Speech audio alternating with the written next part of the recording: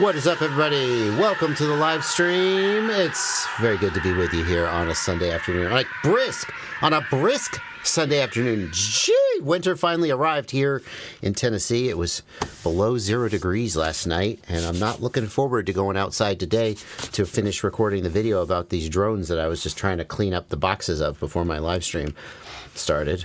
And standing out in the freezing cold with my freezing hands trying to fly a drone. But, you do what you got to do. And in keeping with the spirit of the season, I am my new winter mug. That I got at the thrift store. Which, get a new mug for the season. How about yourself? You enjoying the weather? Lol, ice in a winter mug. It's true. I should really have like a hot chocolate or something. Yeah, but it's a Diet Coke. It's a frosty Diet Coke. Yeah, it is what it is. But it'll be okay. It'll be okay. You'll be okay. Oh. We've had such a warm season. It's been unseasonably warm. They say unseasonably warm, but what does that even mean in this day and age? The seasons are not what they used to be. But it stopped being unseasonably warm, and now it's still relatively warm. but it's cold at night. I'm sorry, hang on a second. Did y'all see, y'all saw that, right? Y'all saw that shot. Over the shoulder, no look, off the wall, bank right into the trash can.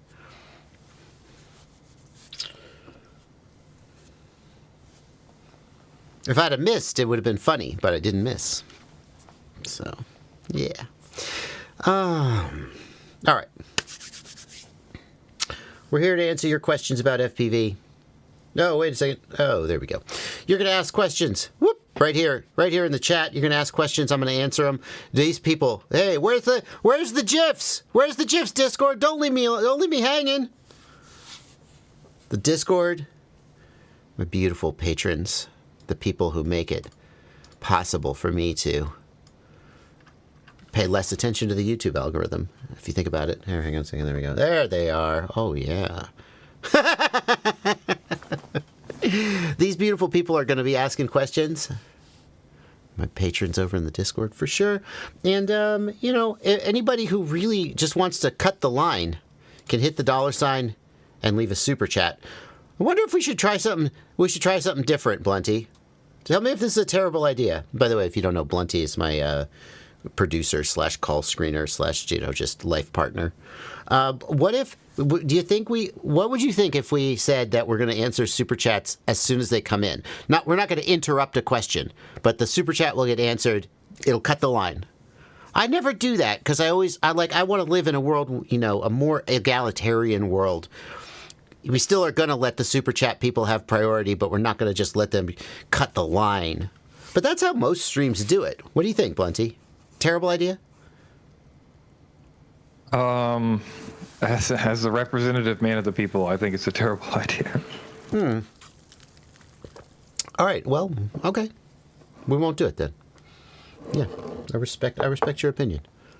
I think that all the other being like a more middle ground. I think that we do enough like once we start the chats, you can just ask and get answered pretty quick. So I think it's okay. That's and we true. only wait 20-30 minutes to get in. But. You're seeing the way that I already do it is perfect, and I shouldn't change anything. It feels pretty fair. Somehow we get a lot of questions that aren't super chats, but then we get a nice stream of super chats coming later when people want the answers guaranteed. So. At first, I was annoyed because you disagreed with me, but now suddenly I feel better. I feel like you're complimenting me, and so I think you're giving the right answer. That's, of course, the metric of whether an answer is correct is whether you're complimenting me or disagreeing with me. That's it. Facts. Who needs facts? All right, we'll keep doing it the standard way. I don't know. You always got to consider new things, right? Yeah, you never know. So leave a super chat. We'll get to those super chats starting in usually around the half-hour mark, and I just do a block of super chats, and we just take the beginning of the stream to, just answer questions from the peanut gallery, as it were. And so let's do it. Let's start answering questions. I'll take this question from the Discord. From the Discord server, this is Stormy3, who's a patron on the Discord server. Stormy asks, anytime... Oh, sorry, not Stormy3. It's a Stormy... it's a cat emoji or something, :3. Well, anyway. Anytime I try to arm my drone, it says CPU overload. I tried to flash Betaflight 450 instead of 451. It says failed to open USB. Is there any fix for this? Okay, Stormy, you have at least two problems, maybe more. Maybe more than two problems, but at least two problems. CPU overload means that your CPU cycles, or your CPU is overloaded. So it means that you're asking the CPU to do too many things, and it can't do them all. For perspective, let me just plug in. You may hear a USB sound real quick from my computer. That's my computer, not yours. Sorry. It's kind of rude to live stream USB sounds, but there you go. So if I go and I connect to this flight controller, blah, blah, blah, here at the bottom of the screen, you should see CPU load 31%, okay? That is how hard the microprocessor on this flight controller is working. And when that reaches 100%, it can't do any more work, and that, of course, is bad. But we don't want to see that number too high. Because there's always a little bit of spikes and dips, and so you always want a little headroom. I don't know exactly which percent it triggers the CPU overload warning, but basically the flight controller is telling you that your CPU load is too high for safe flying. Hello? There you go. And it doesn't think you should be allowed to arm. So how do you address that? Well, one thing you do is you go to the configuration tab, and here where we have the gyro update frequency and the PID loop frequency. Now, in later versions of Betaflight, the gyro update is fixed. It is locked to the native rate of your gyro, and you can't change it. And then the PID loop, though, you can reduce. And if you look at my CPU load, oh, you can't see it at the bottom, but take my word for it. It's at 31% right now. If I go down to 4 kilohertz and save and reboot, now it's a little hard for you to see. It's at 17%. So that number went down pretty substantially. And it makes sense if I cut the PID rate in half, the CPU load is doing half as much work. So the first thing I would recommend you do is you go to the configuration tab and you lower your PID loop frequency. The number one place where this happens is if you've got like, which is the slow F4 processor? It's the F411. Yeah, I always want it to be the F405 because that's a lower number, but confusingly, the F405 is faster than the F411. So if you've got an F411 processor, and then you go and you put your PID loop at 8K, and then you enable resource-intensive things like RPM filtering, all of that stuff will increase your CPU load, and the way you fix it is you reduce your PID loop frequency, okay? On some boards, you may even need to take the PID loop frequency down as low as 2K. You shouldn't need to go below 2K on any modern flight controller. So that should get rid of your CPU load. But, you have another problem. You flashed it, and it says failed to open USB. And that probably means you flashed the wrong target, and now you've sort of soft bricked the board. So most likely, you went to update firmware, and you selected a board here from the list, and you selected the wrong one. Like, for example, if I type Maytech in the search box, there's a ton of different Maytech targets, okay? And you flashed, like, maybe you flashed Maytech F411, but it should have been Maytech F411 SE. I don't know. I'm just making this example up. The best case scenario would be for you to have a CLI dump from before you bricked it, because that will show what the target is. Otherwise, you're going to have to be doing some Googling to figure out what the correct target is. But what you will do is you will unplug your flight controller. You will find the bootloader button. And it's a little hard for you to see on my tiny, tiny screen, but on this flight controller, here's the bootloader button.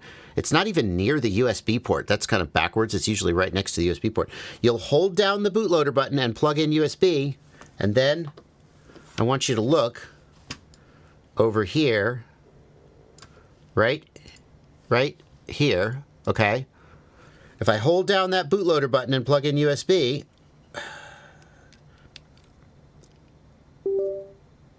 screw you. Do it. Do it. Come on. I'm holding down the wrong button.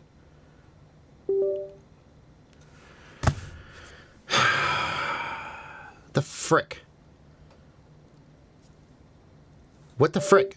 I'm holding the bootloader button down. Don't make a liar of me, you son of a bitch.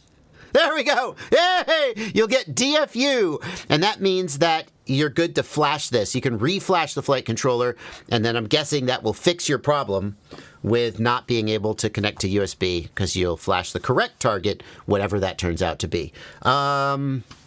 Anything to add, Blunty? Sometimes I overlook things that you find obvious in a troubleshoot like this. So I'll give you the chance to chime in. Just that if you feel, I mean, there's two things to think. One is that you can just lower the PID loop frequency and nobody will ever know the difference. D-Shot 150 and 2K will fly just the same to everyone. Pretty much. However, if you feel like you need to go higher, you can overclock your F411, which is something that happens to some of the boards stock to make them support that 4K D-Shot 300 or higher. Yeah.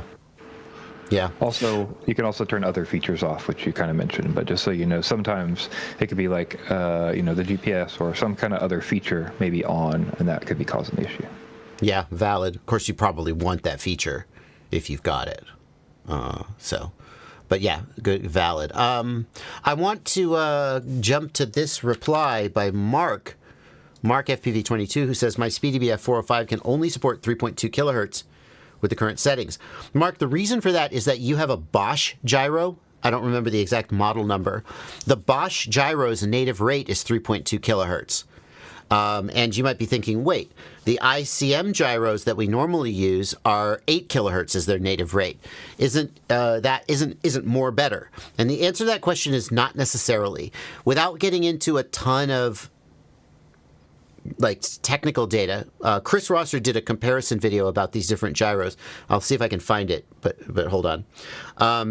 The Bosch gyro running at 3.2K has just as good or maybe even a little better performance than the ICM gyros running at 8K. And the reason why is that the ICM gyros run at 8K, and then they give you sort of a more raw feed of the data that then has to be filtered.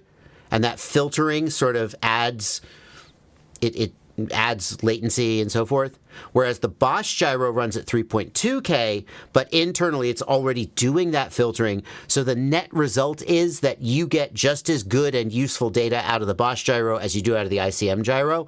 It's just that Betaflight for a while didn't take into account the fact that the Bosch gyro was already doing some of the filtering. And so the Bosch gyro would give you the data, and then Betaflight would do additional filtering that wasn't really necessary. And as a result, the Bosch gyro didn't quite give as good a performance. Again, who would notice during flight? Hard to say.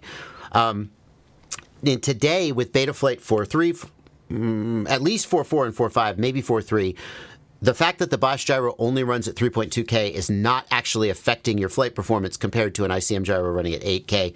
At least that's the argument. Now, it's only going to run DShot 300 instead of DShot 600 because of that slower PID loop rate. And again, the reason for that is that if our PID loop is running, you can only update the motors once every PID loop. The way it works is the PID loop calculates all the calculations it needs to do, and based on the output of the PID loop, it tells the motors, here is the new value that you need to have. You need to speed up, you need to slow down. And until the PID loop finishes its next calculation, there is nothing else to tell the motors. The motors are just going to keep doing what they were told to do, because we don't know what they need to do next until we finish calculating the PID loop. That's what the PID loop is doing. So the idea is that if the PID loop is running at this speed, there's no point doing a DShot that runs at twice that speed, because you'll send the new output to the motor and then you'll just be sitting there. So the Betaflight devs argue that you should run the slowest DShot that you can that still fits within the PID loop timing, because those lower frequency DShot signals are more resilient to noise. Interestingly, so that's why when you have a slower PID loop rate, DShot 600 gets locked out. It's because the Betaflight devs would argue there's no point to that. Interestingly, the KISS, I say KISS, I don't know exactly who it is. Maybe it's Alexander, the KISS Ultra dev. I can't put a name on this. But someone from the KISS /FetTech world has made the argument that faster DShot is desirable. They go all the way up to DShot 2400, which is 4 times faster and smaller signal or smaller packet than DShot 600. I'm just doing 24 divided by 4 is 6. I don't know if there's some technical reason that's not true. And their argument is that by minimizing the latency to the motors, you're reducing the latency of the control loop, and therefore the motors, as soon as the PID loop calculates the new value for the motors, you don't want to wait to transmit a big, slow DShot 300 packet, and now the motors know what their new value is. You want to transmit a fast packet, and as soon as that packet finishes transmission, the motors have their new value. They want to minimize that latency and argue that faster DShot does matter, even though the PID loop isn't running that fast. Who's right? I don't know. I can present you with the arguments, but I don't really have an answer for you there. But that's why they do it that way.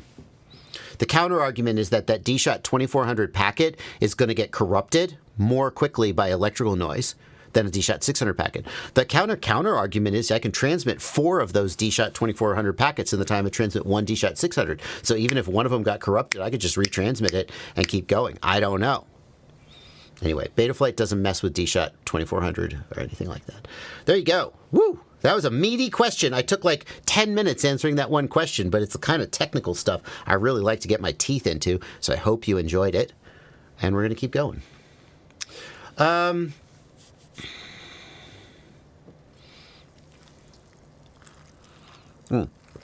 me see if I can speed up a little here. Oh, wait. Great. Thank you so much for putting this in the Discord.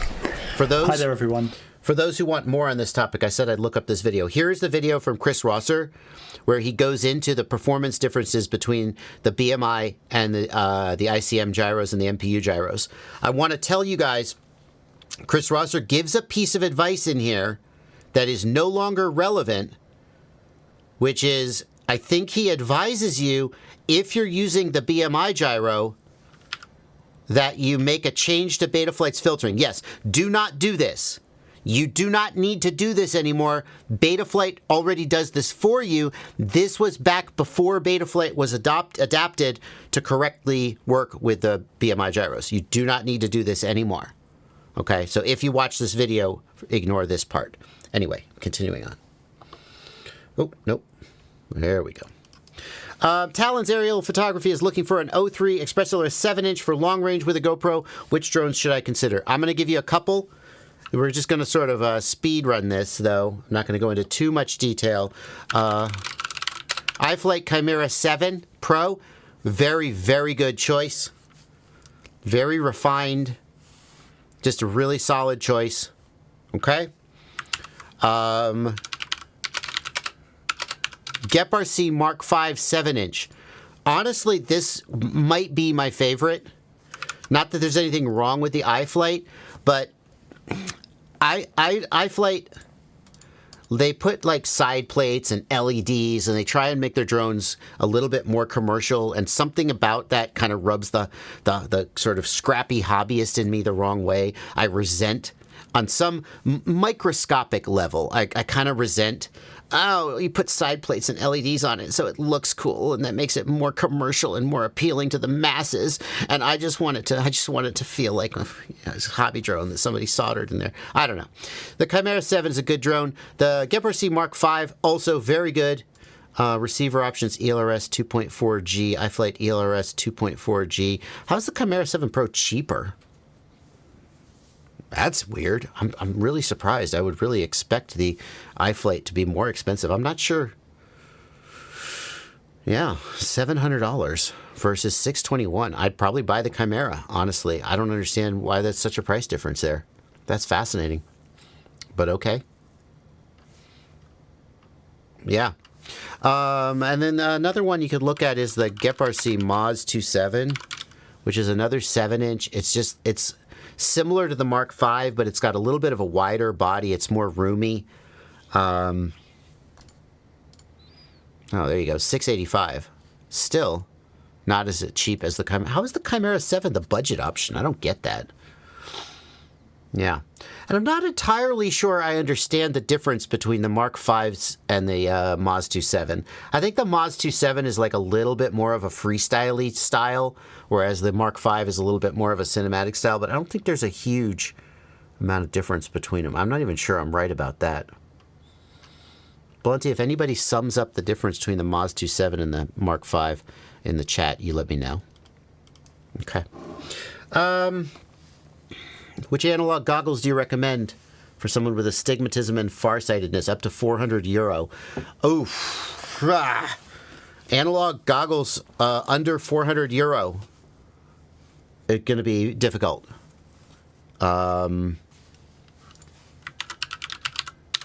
Sky 04.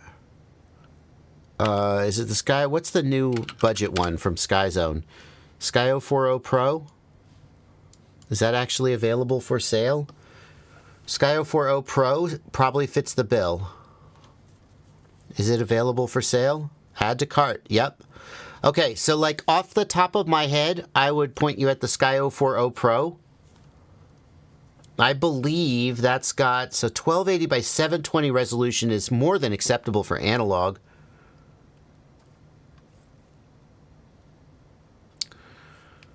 Yeah, all the sort of stuff that SkyZone has comes with a decent, pretty good receiver module. You know, all the bells and whistles. Good build quality. That's probably what I would point you towards. And frankly, at a price of $339, that's pretty compelling.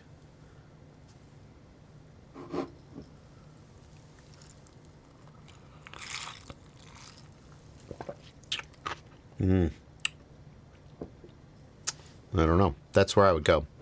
Again, I'm open to the chat suggesting something they think is better, but that's, to my mind, sometimes the chat is like, oh, what about this? And I'm like, oh, yeah, I didn't think of that, or something. Is that the best analog goggle in general, or just in this case? I think I would get the Sky 04X if you had a bigger budget. The Orca goggle is pretty solid, but I'm not sure I feel like Orca is like fully committed to supporting that goggle. And I know if Orca, like if Yvonne from Orca were here, he would be like, what are you talking about? Of course we are. But just, it's I don't know. Like, I don't know. It's just like, I don't know. That's just a gut feeling. Like, as the direction the company's going and where their sort of focus and attention is, you know, Sky Zone continues to release new products. For God's sake, even Fat Shark continues to release new products. And you know, that makes you think like, hey, they're here, they're in the room, they're looking at us, they're thinking about us. And I as opposed to a company that maybe has a great product, continues to support it, not like they're not going to answer your phone call if you have a support issue, but at the same time, maybe isn't like fully. It's like your ex-husband came to every one of your kids' soccer games and was there for every Christmas, but kind of was on his phone the whole time, talking to somebody else. And you're like, yeah, you're here, but are you here? And that's kind of how I feel about Orca. I don't know. Orca with the hobby space. Yeah, Blunty. I feel like if you're going to buy Orca, you would buy HD0 goggles, right? Like, well, it's hard pressed to find a world where you wouldn't. If you're spending the money on the Orca, you might as well buy the HD0. Yeah, that's the issue. Yes, exactly. So then Orca is $600. HD0 is $600. How much is it? Is HD0 $600 just for the goggle? You also have to buy the module and then the bay. Yeah, so for the HD0, you're going to spend $600 on the goggles, you're going to spend $80 on the expansion bay, and you're going to spend another $120 on an analog receiver module. So you're in a higher price point, but the HD0 is a better analog goggle than the Orca, in my opinion. And so you're spending maybe $200, $250 more, but shit, you already spent $600, so like F you, right? Okay. Well, the Orca doesn't come with a module either. Oh, that's true. Oh, you're right. Oh, you're right. The only comparison so it's is only just like $100 more plus expansion. Yeah, but it's only $100 more because that expansion module is only $50. Oh, it's only $50. It's come down. I thought it was like $80. Yes. Oh, well then no question. HD0 is the choice over Orca. And if you can 3D print, it's only $30. So right, because you can 3D print it.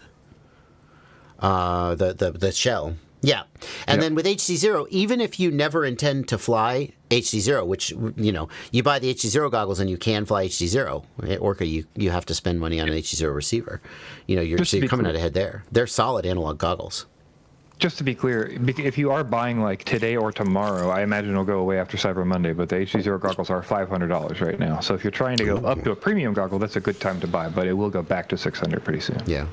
And as far as having astigmatism, it depends on how bad your astigmatism is. I have astigmatism, a small amount. I think it's like 0.05 to 0.125 or however astigmatism is measured. Those are the numbers. I have a small amount of astigmatism. I just use regular goggles with focus adjustment, and my astigmatism isn't so bad. I just go with it. Those goggles have built-in focus adjustment to like -6 or -8 diopters. I don't remember the exact number. It's at least -6. And so for me, as long as my diopter is covered by the goggles, the astigmatism is not that big a deal. Can you get custom lenses for the Sky Zones? I'm not sure about that. You're not going to get a set of goggles you can wear your glasses under, like a good set of, like, that's just not a thing. Can you get custom lenses for the HD0s?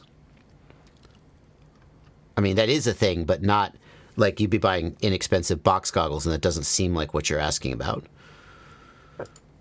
Can you frickin' show me the eyepieces, you frickin' SOB? No.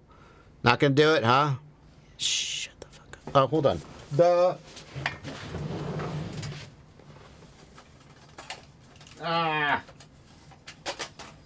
I have a set right here. They do not have... It does not seem like they have custom diopter clips, so you're out of luck there. All right. Okay, it's time for Super Chats. It's time for Super Chats. Finally, the people who spent the money to get priority treatment are going to be given the treatment they deserve. Have you heard about these airlines who are finally enforcing the frickin' boarding order? Like, normally the way it works is if they say now boarding group 3 and you're in group 5 and you just go up there and you're like just blatantly violate the... They don't want to make a big deal. They'll just let you on. That's what, apparently. Because now they've started, like, I've seen them at the airport and they're like, we are boarding group 3. If you are not in group 3, get out of the line. Sit down. And so, like, yeah. That's the world. That's the world I want to live in, where people who spend money get priority treatment and people who don't spend money just get shoved to the side. And that's what we're going to do now with our Super Chats.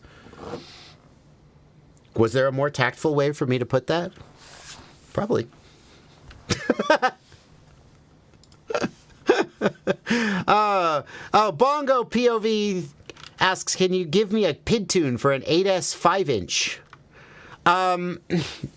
No. But what I would say is take a PID tune, a good PID tune for a 6S 5-inch, and lower the master multiplier to like 0.8. Basically, what you need to do is lower the master multiplier, and then everything should probably work out. That's where I would start. Okay. Thank you, Barrick Berenson, for noticing my new glasses. I've used the same... I've had like 5 new sets of glasses in the last like 5 years. I don't know. Don't count. I'm not sure those numbers are right. I've had several sets of glasses in the last 5 years, but they've always been the exact same frame. I just buy new ones. So this time I decided to try something different. Anyway. Is Lightning 2 a good drone for small place flying? Is the Lightning 2? Let's look at it. Lightning 2 drone. For small place flying. Well... YZM FPV Lightning 2. Does this look like a diatone? This looks at... Oh, here we go. YZM FPV. There's a company website. It looks a lot like a diatone. There used to be a diatone that looked like this. I don't think it is a diatone, but that style of... Wow. That really reminds me of the diatone GT349. God, I'm old. Why the frick do I... How R349? Why the frick do I... That's the... No, that's not it. That's not the metal frame one. Damn. Well, I did remember a thing. Anyway. So what is it? It's a little 3-inch? Is it good? Lightning 2 analog. Well, you can order it with Walksnail. That's nice. Oh, well, UAV Future says it's the best drone in FPV history, so, I mean, I don't know what more you need to know. Right? No comment. All right, let's see. 1003, 12 amp ESC. Is this a 3-inch? Props. No, it's a 2023. It's a 2-inch. Interesting. So... I think that many people would not think this was a good drone to fly indoors. If that's what you mean by small place flying, an open prop 2-inch is going to be challenging to fly indoors. If you're a very good pilot, you could make it work. But something like this is definitely going to leave marks on the wall and going to be fast and powerful enough that if you fly it indoors and you're not an exceptional pilot, like if you fly it indoors in like a conference hall or an auditorium, obviously that's a different story. But in a typical sort of house or office, it's going to be too much for the average pilot. This, I think most people would consider this to be like a backyard ripper, is what you would call it. You would fly it in a tighter environment, but not indoors. I think many people would argue that you want a closed prop design, something like an 85 millimeter tiny whoop, a 65 millimeter tiny whoop, or, you know, yeah. But I wouldn't rule out flying this indoors. The other thing I would say is, to me, the metal frame, like if you compare this to like Flyfu, Flywoo 2-inch baby, something, whatever, 2S Nano baby. If you compare this to something like the Flywoo Nano baby, now this guy also is an open prop 2-inch, But you see, it's got like plastic and carbon fiber. So when we bounce it off the wall, it's going to be a little less protected, fair, but also a little less likely to mark things up. I feel like this metal frame is going to definitely leave a mark if I'm bouncing it off the wall. Nevertheless, $175 comes with walk snail analog. No HC0 option, huh? It seems like solid choice. We'd have to do our research to see if there are any durability complaints. But yeah, so I do a little research, but it seems solid. Based on, the fact that this is like basically the first time I've really thought seriously about it. So take that into account as well. Be more, go Vols. I have a 3-inch that's doing the twitch while flying. In previous live chats, you suggested the RC Link preset should fix it. Did not work. Okay, well, good thinking. It's not 100%. Changed all motors with no luck. So that twitch is probably related to the gyro. If it's the RC Link preset didn't fix it, you could have an issue with the filtering. You could have an issue with the flight controller. I would always look at the flight controller's mounting to see if something like, for example, if one of the silicone gummies has slipped out or something is touching or vibrating against the flight controller. Sometimes flight controllers, when you crash them enough times, the gyro just starts to go, and it creates those gaps, those twitches. Oh, thank you, Blunty. Blunty. That's the drone I was looking for, the Giatone GTM3. Oh, God, I remember reviewing this drone. Why'd you look it up? Because about 2 seconds before you said GTR, I said GTR, and then we were both wrong, so I had to figure out what it was. I remember this drone. I'm pretty sure I smoked a motor on this drone when I reviewed it.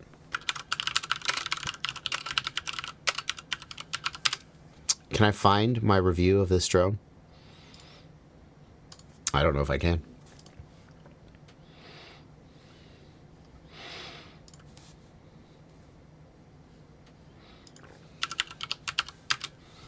No. No. Wow. Oh, do you know what I think happened? Huh.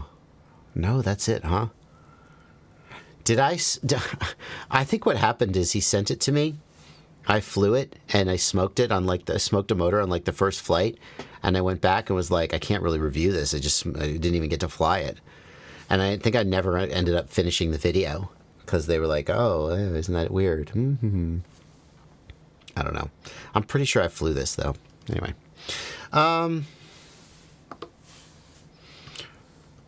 Here we go. So I would suggest that your flight controller gyro may have a problem, Bmore, and it may be necessary to replace the flight controller, although it may have to do with the mounting of the flight controller or something. Keep in mind, if it was flying fine and now this has started happening, something mechanically has changed about the quad, and so you would look for things like a cracked arm or a cracked plate, and that would cause this. But then if the quad is mechanically sound in every way you can think of, then you probably are going to need a new flight controller. Don't throw the old one out. It could be fine, but that's the thing it might do. Ben Masters says, I'm using Betaflight 4.5 again. We're continuing the Super Chats. We're going to wind through all the Super Chats, then we'll get back to the regular questions. I see Robocopter in the Discord saying, hey, does Bardwell answer questions in the Discord? The people in the Discord are my patrons. Obviously, we got to pay a little extra love to the people in the Discord, right? But we're doing Super Chats right this second. Using Betaflight 4.5, can I somehow get pause, hover, and place functionality? No, you cannot. Betaflight 4.5 does not support position hold at all. You would need iNav, or they are working on that in Betaflight 4.6, is my understanding. In 4.5, it simply doesn't have it. So that's a simple one to answer. Unfortunately, not the answer you were looking for.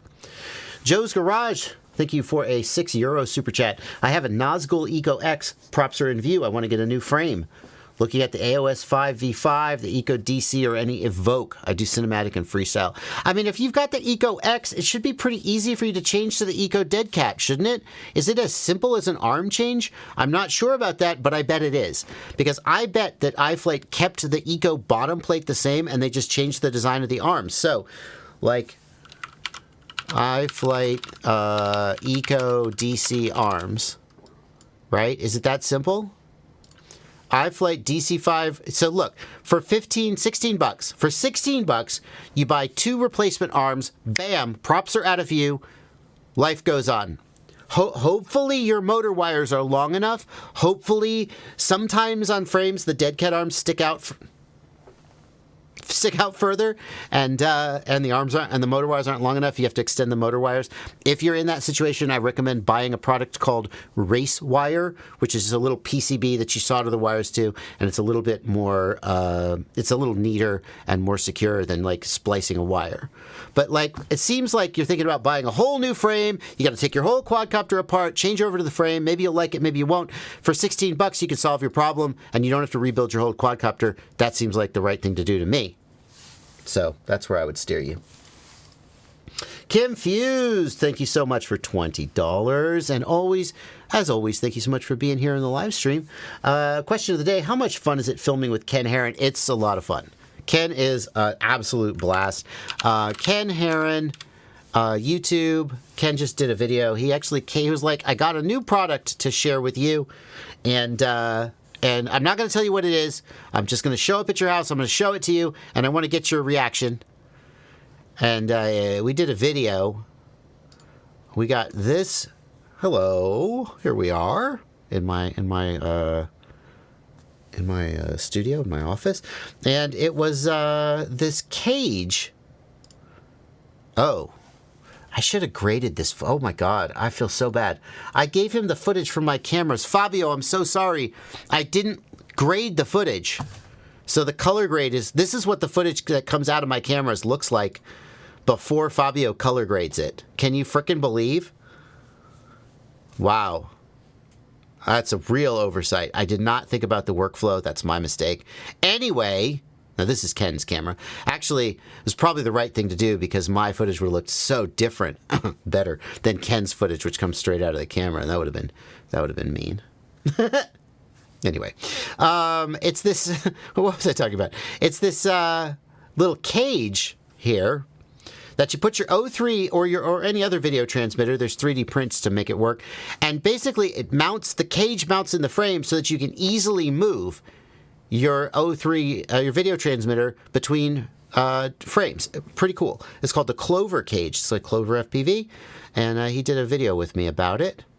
And the ability to move it between quads, that's kind of cool. But I really liked the ability to put it on this car that he had. So we actually put it on this RC car, which I think is a thing that I've been looking for. An easier way to mount an FPV VTX on an RC car, and this thing was a really clean solution. And you could just move it from car to video to quad, etc. It was a lot of fun, and I appreciate Ken doing the drive down here to show me that product. Do you get OSD? Yes, you do, Mupshot. There is a plug for power and a plug for the OSD, so it connects to the flight controller exactly like it normally would.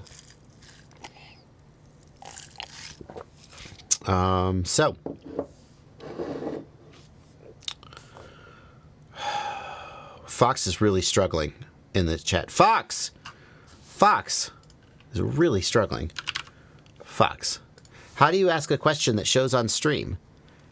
I am in control of which questions appear on stream, Fox. Do you think I would just let you type something and have it appear on screen without somebody checking it?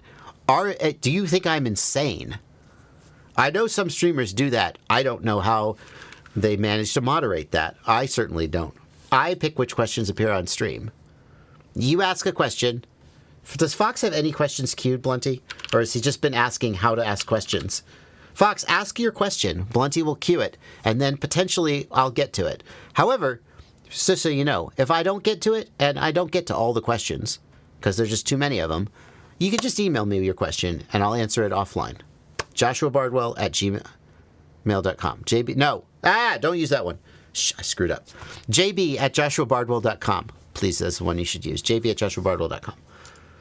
Anyway. All right. Now Fox has his question answered.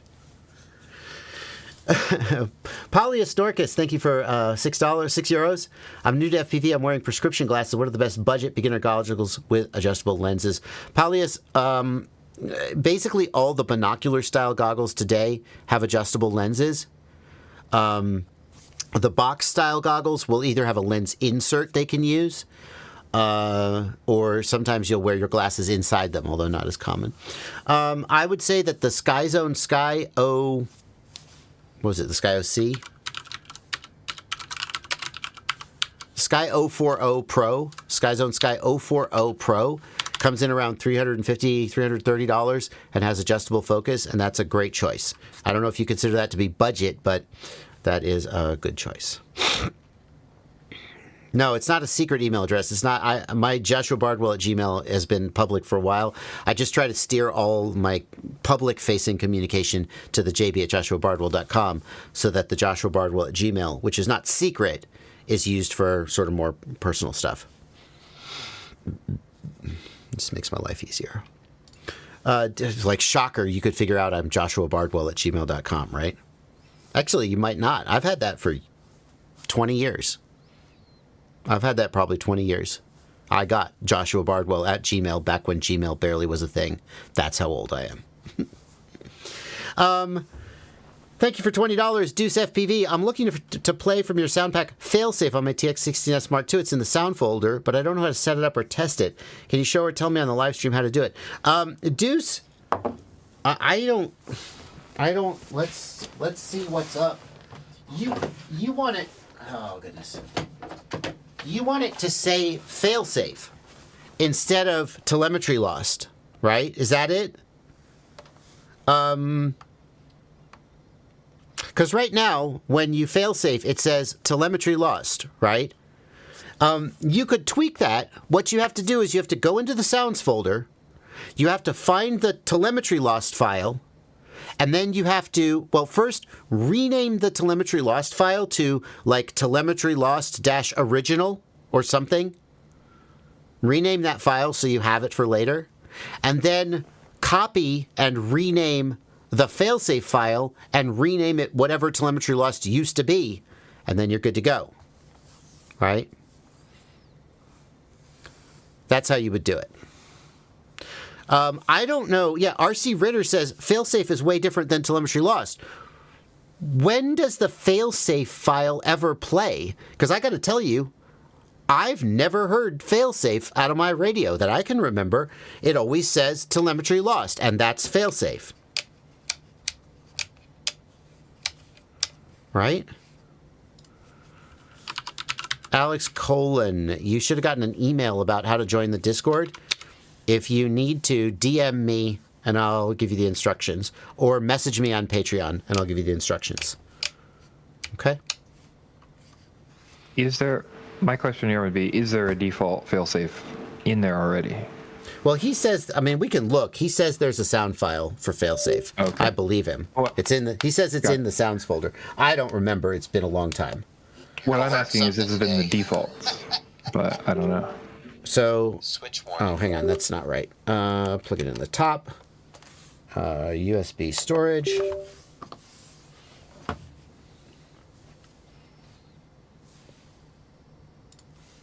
RC Ritter, yeah, we know what telemetry loss means versus failsafe. Bardwell's just saying when you failsafe on a drone, he only remembers hearing telemetry loss, not a separate message from the radio that says failsafe, even though there's a sound file for failsafe. I've heard the radio say the word failsafe. I think. I mean, I could be crazy, but I think I would remember that. So here we are on the SD card contents. Sounds, English. So that's a good point. How would the radio know you failsafed? It would have to be by switch or something. Yeah, so here is failsafe.wave. You're about to failsafe. But what I'm saying is there are telemetry loss conditions as well. Oh, no, I got it. So this failsafe.wave is you hear it. Here, I'll play it for you again. You're about to fail safe. It's up to you. Keep flying if you want. So the purpose of that was a custom recording that I did when I created this sound pack. It does not correspond to any existing sound file in the standard HTX. And what I say there is you're about to fail safe. The idea is that is to be used when your signal strength is low. You would need to set up a logical switch based on your telemetry. So hang on. I'll see if I can do this very quickly. Hang on. Let me just turn this sucker on. And we plugged in there. We are not plugged in there. Hold on.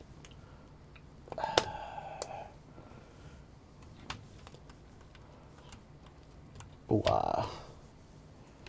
okay. So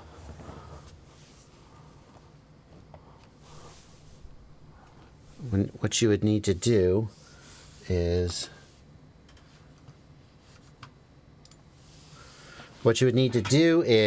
you would go hold on, I don't want to actually.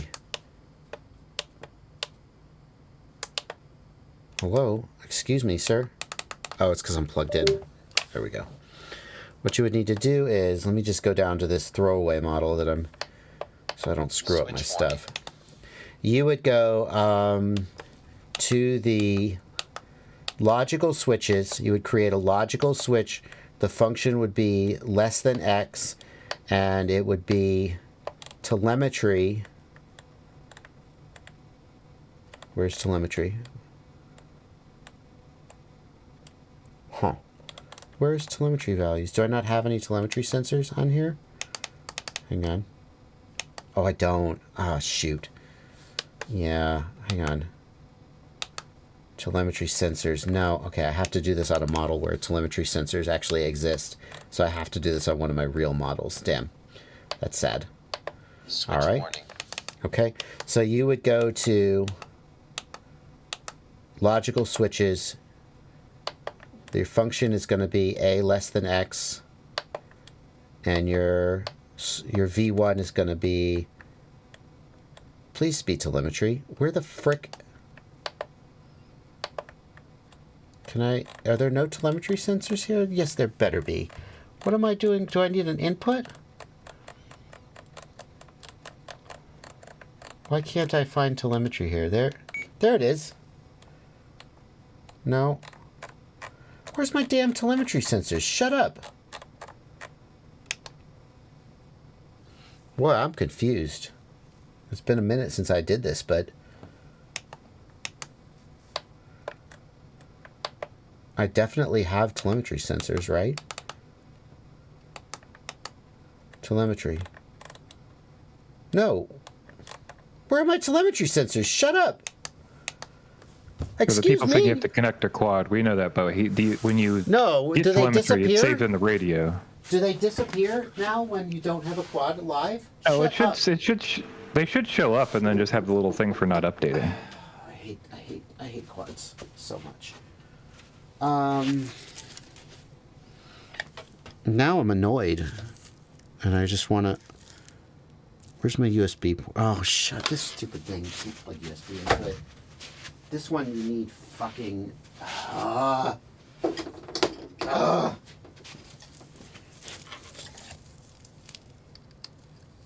If you discover, just to be clear, if you discover sensors on your radio and then that's in your telemetry screen and then you shut off the drone, it doesn't know that you shut off the drone. It just stops getting the telemetry data. Where did my sensors go? The sensors definitely. Unless you delete the sensors, they should be in the telemetry screen for the people in chat. So why are they not there now? Because I clearly have previously discovered sensors. So let's do delete all. Where did they go? Discover new. Okay, FU. Now I have telemetry sensors. I don't know why I didn't, but now I do. So fine. Now then, as I was saying, unplug. Signal lost. Telemetry sensors are still there. Yes, they are. Thank you. And then, continuing the demonstration I was trying to give, we go to logical switches. Function A less than X, V1 is going to be telemetry. Yes, hallelujah, telemetry. And now I'm going to look for my RSSI. So my one RSSS, right? That's antenna 1 RSSI. Okay? 1 RSSS less than. Wait. And I'm going to go to not? my threshold. Why not LQ? So you could do it with LQ, sure, 100%. Oh no, wait, hold on. None of this works, right? Because you don't have Why does telemetry none of this back before you failsafe. This only works if you're in the range of telemetry. No. You're going to just say, like, let's say your failsafe, your sensitivity threshold is minus 105. So you're going to set this to minus 95, right? Right, but if you lose telemetry at minus 70, you're not. Yeah, okay, valid. This is not perfect. so That's this valid. only works if you're in telemetry range. Okay, let's do it with LQ then. Yes, but everybody's always within telemetry range except for maybe long range. I'm saying LQ is the same way. It's just going to be if you're in telemetry range So we can also do yeah. RQLY. So realistically, I would use LQ. Oh my goodness. So I'd say RQLY less than say 80%. Okay. Okay, so RQLY less than 80% means you're at risk of fail-safing, and then I would do, I said I was going to do this quickly. I have completely failed to do it quickly. We would do special function, logical switch LO1, and then we would do play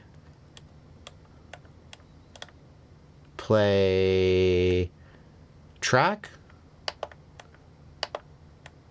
Yeah, play track failsafe. I would have to find the failsafe. Oh my god, there's so many. And anyway,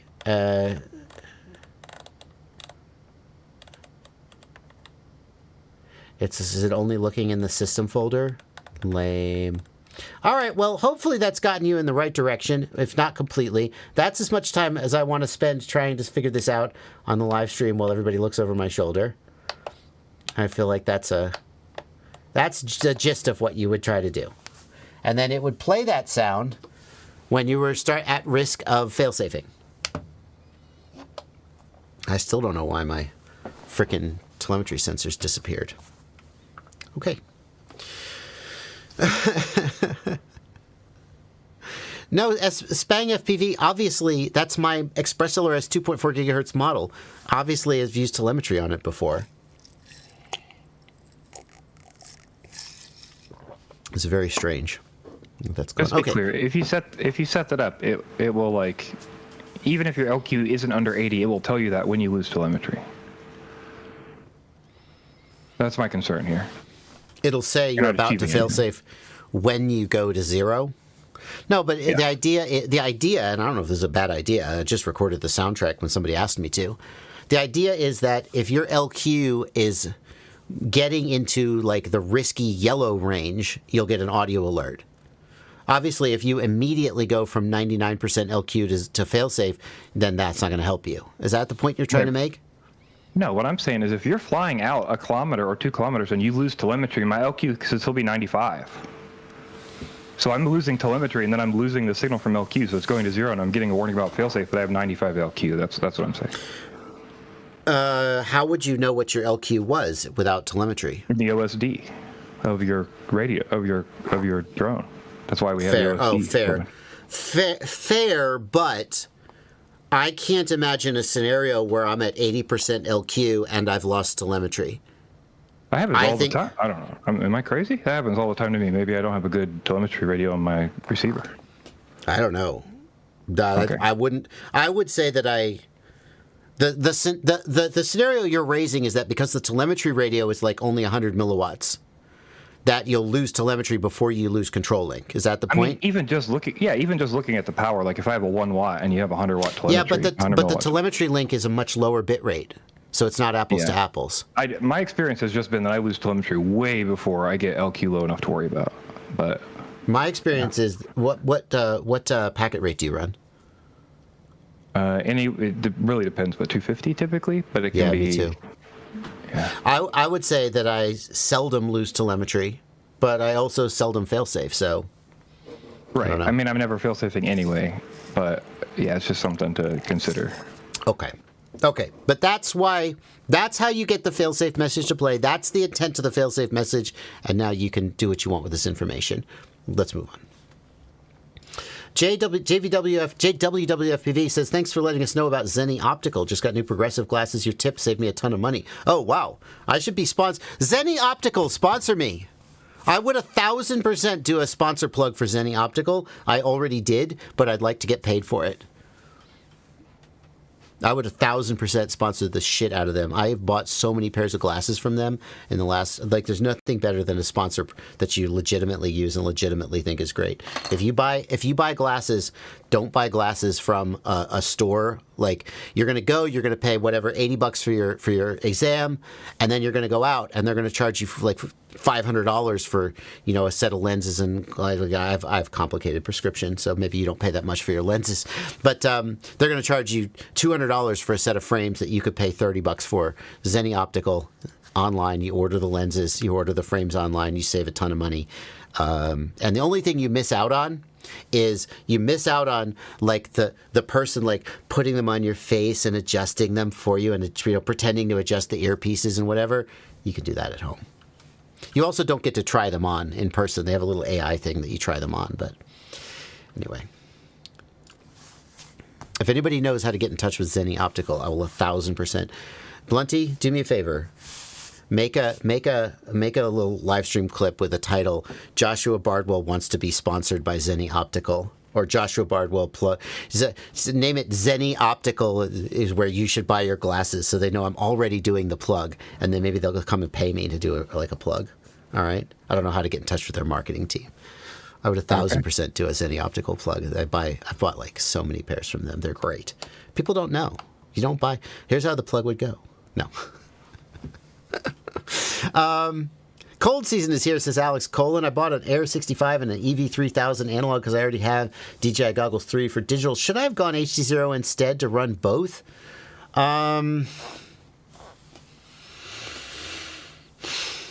Air 65 and an EV300O analog. Should I have gone HD0? How would HD0 have run? You mean analog and HD0, Alex? I mean, if you wanted to run HD0, you should have got the HD0 goggles. The HD0 goggles are just going to be a better experience all around than the HD0 standalone receiver with an HDMI input to a set of analog goggles.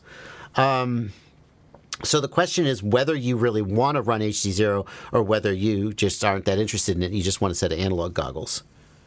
That's what I would say. The Air 65 and the EV300O is an okay choice if you just want to run analog. If you already have the DJI Goggles 3, then the question is, like, if you're like hard into racing, I think that's where HD0 makes the most sense. I think a lot of people who just do like casual analog flying, like especially the micros, HD0 is just that little bit heavier. Even the new HD0 flight controller it's just a couple grams heavier than the lightest of the whoops, but they're close. HD0 much better image quality. HD0 not quite as good range and penetration usually. So I think that if you're just doing like casual flying, I don't think there's like a definitive winner between HD0 and analog. Analog is less expensive. Analog can be a little lighter. HD0 has much better image quality, not quite as good range. So it's kind of a toss-up, right? But for racing, HD0 is hands down the way to go, because for racing, that latency and image quality really wins, and literally it can just help you win races. And for racing, you usually don't have an issue because everybody's at 25 milliwatts anyway with range and penetration. Juiced Trump says, what's your opinion on my idea of building a Pyrodrone Hyperlight UL5 with a 50 amp AIO iFlight Zing 2205 2300 kV 4.5 inch props and an 856S pack? Okay. I don't know. 2205 motors on 4 inch seems about right. 2300 kV on 6S seems about right. 856S pack? Yeah. I don't know. Send it. Hyperlight UL5. How's the frame? Why not just build a 5-inch? Why are you building a 4-inch? Why are you building a 4.5-inch though? That's my question. Why aren't you just building a 5-inch at that point? What are you hoping to get by going from a 5-inch down to a 4.5-inch? There's not that much difference. So why not just do a 5-inch? Travone Suki. Thank you for a $5 super chat. I'm getting better at flying and I have a few whoops and freestyle drones. What steps do I take to make FPV a career? Oh, frick, man. I don't know, man. Would I just be a hater if I said don't?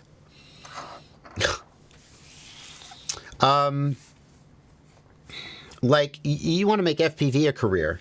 So you're not talking about doing, like, real estate fly-throughs with a DJI drone. You're talking about doing cinematic shit. And, like, the odds... So, what I would tell you to do, if you really wanted to do that... So the first question is, like, you're going to say, okay, I'm going to start a business. Do you know how to start a business? Do you know how to run a successful business? Have you ever done that before in your life? Because now you have two hurdles, right? Number one is you have to learn and teach yourself how to start a business. You have to do marketing. You have to do, business planning. You have to do accounting. You have to do all that shit, right? You don't know how to do any of that. And number two, you have to figure out how to be a successful FPV professional, which you also don't know how to do yet. So, like, the best thing to do would be to get a job from another company that is established. And, if you lived in the Orlando or the Sarasota area, maybe you could get a job at Get FPV, or maybe you could get a job at Rotor Riot, and you could start building quads for them, and hopefully you could sort of parlay that into something. Obviously you probably want to do piloting. Maybe you could find somebody in your local area who is an FPV professional and who needs to hire somebody. But it's really challenging because the FPV market is not very big. So if you were to go to somebody like Lightcraft out in Los Angeles and say, hey, I want to come work for you. Like, there's probably not that many openings, and there's probably a lot of people potentially who want that opening, and making sure that you're the one is going to be a real challenge. So I think I would have to ask what you mean by making FPV a career. What do you imagine when you say those words? Because the answer is going to really depend. And it's going to be a real challenge because there isn't a ton of money floating around in the FPV space. Well, there's one place there's a ton of money floating around, and it's in a controversial area. Yeah. So it's very challenging. I would say if you enjoy FPV, then you probably shouldn't make it a career. You should just keep enjoying it, because your chances of making more money in FPV than you make doing something else are low. And once FPV becomes a career, it's a lot harder to continue to just enjoy it as a hobby. Yeah. Reaper's Garage, thank you for a $5 super chat. My altitude comes and goes when it wants, and the Betaflight shows off. How do I fix it? What does your flight controller have a barometer, or are you getting altitude from GPS? GPS altitude is notoriously inaccurate. If you have a barometer, you can get some open cell foam and cover the barometer with open cell foam, and that should help the number be a little more consistent. That's the advice I give. Tristan Mullen, thank you for a $10 super chat. Just bought my first bind and fly 5-inch. The motor sounded like crap until I changed the packet rate in the radio to 250 hertz. Is that a normal? Yes, it's a normal problem. Tristan, if you're going to use a higher packet rate, you need to go into Betaflight and load the RC Link preset. Go to the presets tab. RC Link is one of the categories, and there's an RC Link preset for Express LRS 250 hertz, Express LRS 1000 hertz, etc., etc., etc. If your packet rate is too high and the RC Link preset is wrong, your motors will sound like crap. Most likely you had the 1000 hertz as their default packet rate when you bought your radio, which is kind of dumb that they do that. They ship it with the 1000 hertz because it's the fastest packet rate, but it has the shortest range, and most people don't actually care about latency that much. So I actually agree with running 250 hertz packet rate, which is a good compromise between latency and range, but that's a personal decision. Most likely you had 1000 hertz as your packet rate, but the quadcopter was shipped set for 250, and that's why your motor sounded like crap. That is completely normal. Have you seen the PG5 by Proto FPV? I have not. Let's look at it. P5G.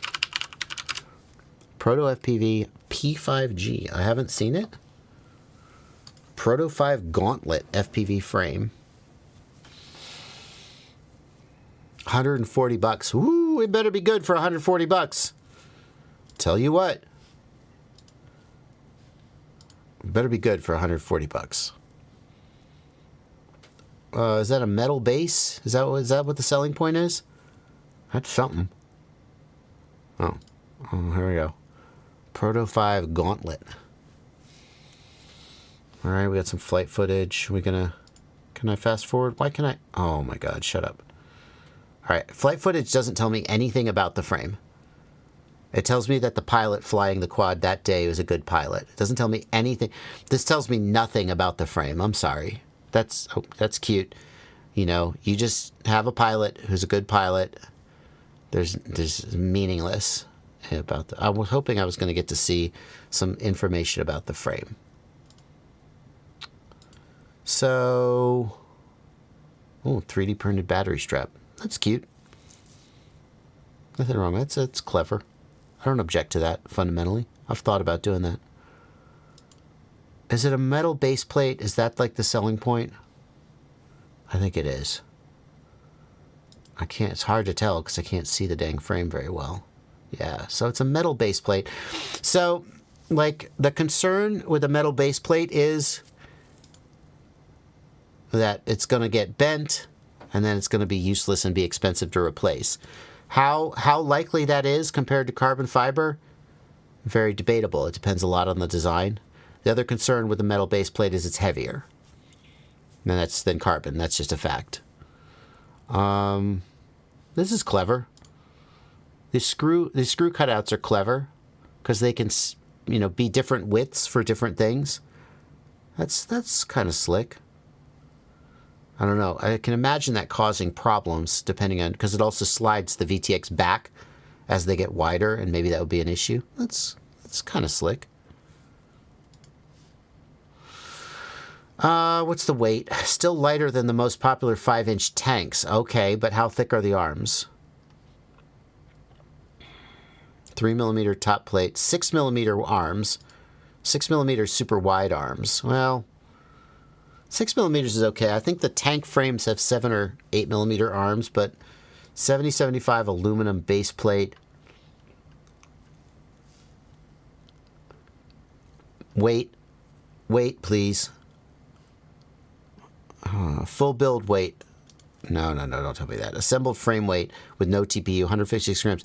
No, that's true. That's lighter. A lot of the tank frames come in around 170, 180. So this is interesting. The argument is, I guess, that this is going to be like a tank-style frame where durability is foremost and weight is secondary, like the Rotor Riot tank, like Bach Grinder's grinder, but they're going to go with a metal base plate. I like that the front, like normally you'd have a metal front and a carbon fiber plate, but in this case, if you had a metal front, then it would be potentially, you don't want to mess up that metal base plate, so you kind of want the carbon to take the hit. I feel like this has potential if you're looking for a tank frame. The concern would be that if you bend the aluminum base plate, you're out a lot of money to replace it. Can you buy a spare? Can I buy a spare? Is there a search function on this website? Spares, here we go. Proto 5 Gauntlet spares. Select base plate. Quantity 1, $30. Yeah, I could see this working out. It depends on how durable this turns out to be and how hard you have to hit it before you replace it. I could see this working out if you're in the market for a tank. It's interesting. Yeah, there you go.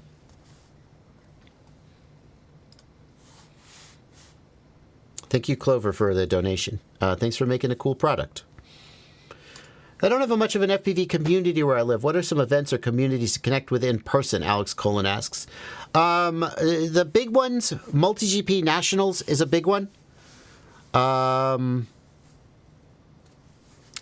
Coast Throwdown is a big one on the West Coast, naturally. Castle Crash on the East Coast comes to mind. There's the Ice Storm Race. That's in, where is that? Is that in Denver? Not in Denver. Detroit? It's in the middle of the country some way. Rotor Riot Rampage? Of course, can't forget that one. Rotor Riot Rampage, a freestyle event in Georgia? Ice Storm is Milwaukee, Wisconsin. Ice Storm is Milwaukee. Thank you. There's a big whoop race in Denver. What's the big whoop race in Denver, Blenty? What's the name of that one? Whooptopia, I believe.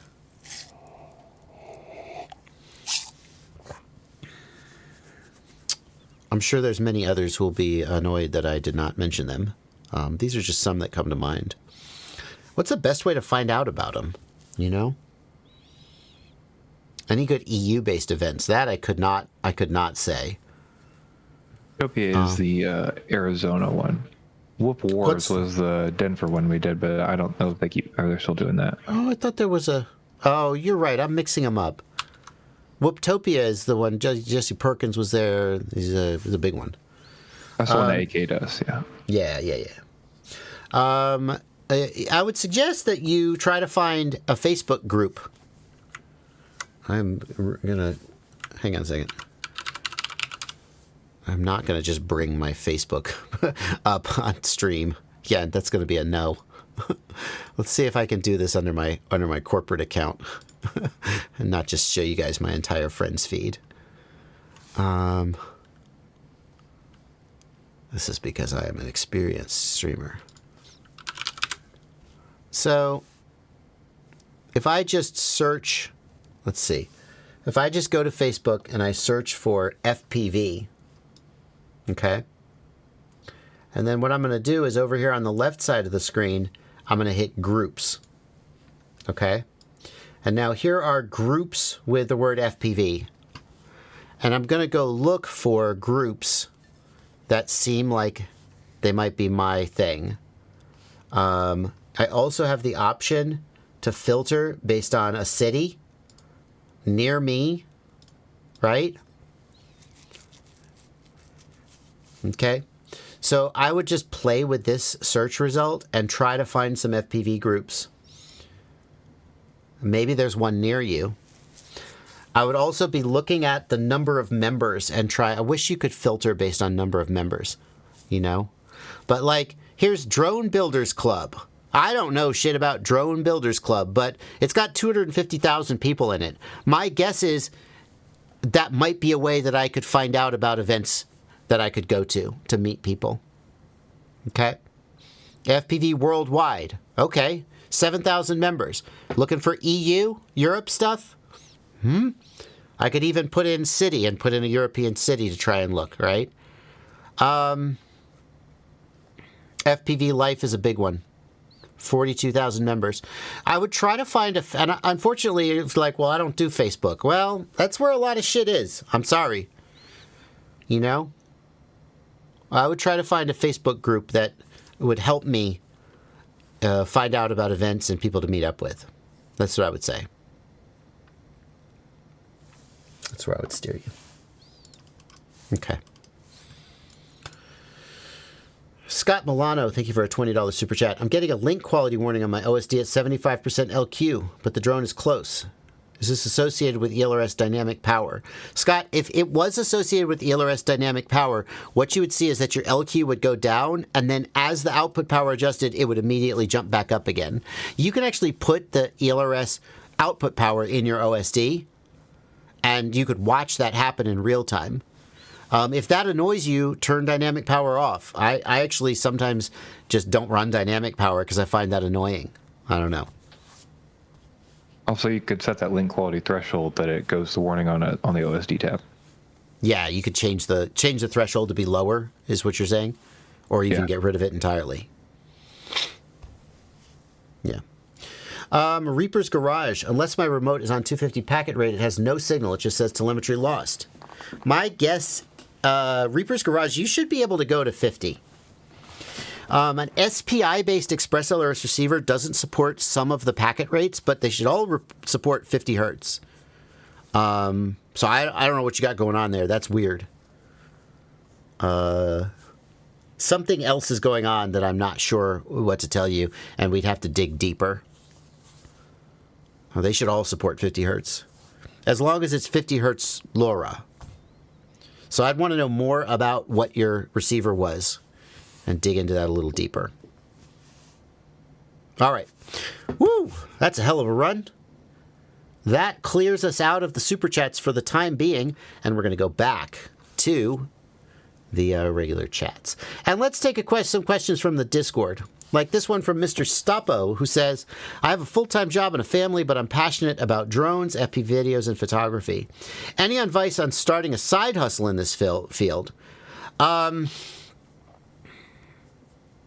You know, I just gave the advice about making a career. The advantage of a side hustle is that at least you'll have your main job to fall back on. But again, why do you want to side hustle? Why do you want to take something you enjoy and make it into a job? Because there's a high probability that it's going to dampen or kill your enjoyment of it if you're making it work. Like the first job you do is going to be a thrill, and once you actually start having to hustle and work, you know, you're going to think, I should go out and fly today, and then you'll think, yeah, but I could be making money. You know, that's how it often goes. So you really want to make sure you understand your motivation there. And then you have to ask yourself, like, you want a side hustle. What are you going to do? What's your side hustle going to be? Are you going to be shooting cinematic, like Cinewhoop fly-throughs and stuff? You have to be careful because what a lot of times will happen is, well, I'm not sure how to put this. There's a dude out there, and his full-time job is FPV and drone stuff. That dude has put a lot of work into developing his skills, right? Buying equipment.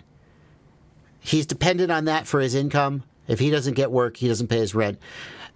And you are going to say, oh, I'm going to side hustle this. And you show up and you take a job from him. And you have no experience, you don't have the equipment, and maybe you do a worse job.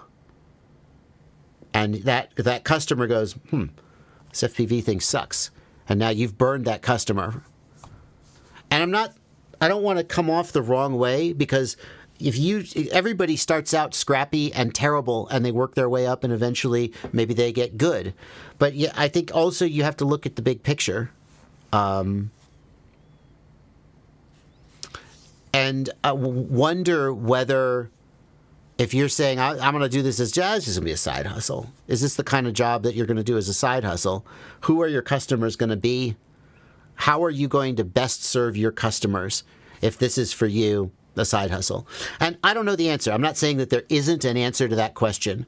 But I am saying that if you are going to treat it as a side hustle, then you have to ask, who's a customer who will be best served by me doing this as a side hustle, and would not be better served by somebody who is doing it professionally and has a level of skill and ability to perform and deliver that I don't have.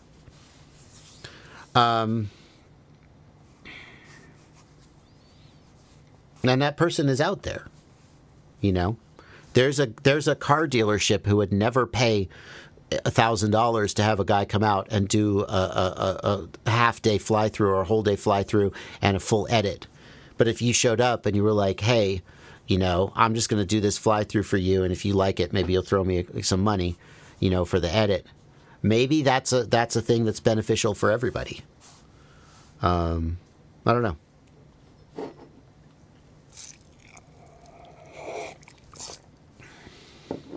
I think you just have to decide what you want to do and who your customer is. That's how I would start.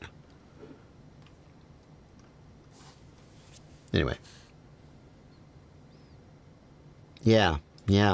Like it feels, maybe I'm wrong. It feels to me like there are certain types of jobs that kind of make sense as a side hustle and certain types of jobs that require a certain commitment and investment and don't make sense as a side hustle. And I could be wrong, but it feels to me like doing FPV stuff, a lot of the ways that you do FPV stuff don't make sense like as a side hustle. It requires an investment in your skills. It requires you building up a customer base. It requires some marketing, and it requires equipment that per person doing it as a side hustle just doesn't have. And if you approach it as a side hustle, you're unprepared to deliver at a level that is optimal for your customer, and you're going to be delivering substandard work. But I don't know. Subi, I'd appreciate any piece of advice regarding freezing hands. You can get a sleeve that your remote goes into, that your hands go into. That's a thing you can do. I hope that answer didn't come off as like condescending. I want to be supportive, but I also want to be realistic. So like, for example, this transmitter glove, I'm not saying you should buy this specific product. It's just an example of what you can buy. You can even stick some of those hand warmers in there. You know, the little chemical hand warmers. It'll help keep you warm. That is a thing some people do. You can also get gloves like this with pullback fingers. But in my experience, your fingers still frickin' freeze. However, it can work. But I'll tell you the truth. What I do is I just fly from inside the car. Doesn't that reduce your range? Yup. Whatever. It's cold out there. Okay. Robocopter says, I've been having below optimal performance on my O3 that's installed in my quad. I've changed antennas, double-checked the pins, made sure everything's updated. Why does it seem to be jumping below 50 megabits per second when all of my other setups are holding 50 just fine? Robocopter, I can't answer that question for sure, just like you can't answer that question for sure. But what I can tell you is that what you're doing with the process of elimination is correct. So what you need to do is, unfortunately, potentially you need to swap the air unit and see if something has gotten effed up with your air unit. And that sucks because air units aren't cheap. But if you've swapped everything else and you're still getting low signal, like presumably this quad once had good signal, okay? So, like, did you swap you swapped the antennas? Did you swap the pigtails? The antenna pigtail? Maybe that's it. Like, it's not likely that the O3 is damaged. If you didn't swap the pigtail, the UFL, I'm assuming you have a UFL to SMA pigtail with a separate antenna. You swap the antennas, but you didn't swap the pigtail. That's what you should do. 100%.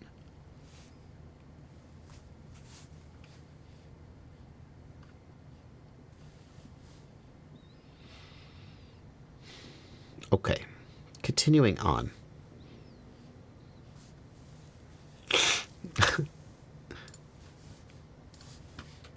Hello everyone, today we are taking a look at some gloves of all things. If you're like me and you live in a place like I do, it gets cold, and it's kind of getting cold. So these are heated gloves from Rubber Quads.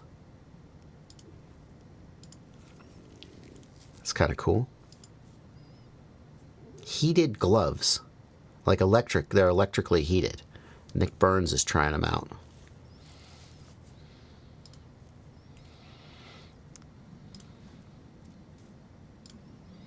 Yeah, that's kind of cool. Runs off a battery. Yeah, I like that. It's an option.